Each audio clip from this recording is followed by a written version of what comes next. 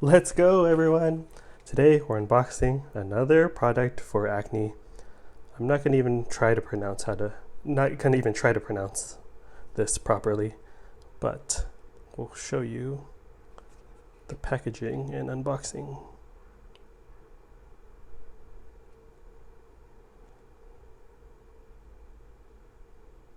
There's the instructions. The other side, nothing new there. Alright, so this is, I think it's prescription only. I got it from prescribed to me. Oh.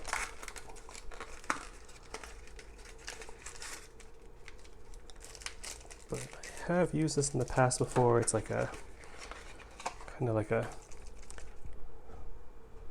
liquidy solution, topical solution, and this is what it looks like.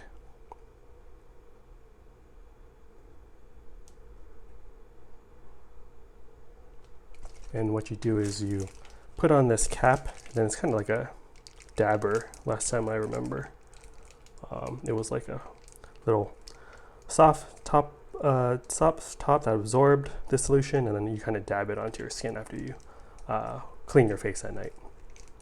Yeah, this is what this looks like. Clindamycin phosphate? That's my guess. But yeah, hope you're all doing well. See you next time. Bye.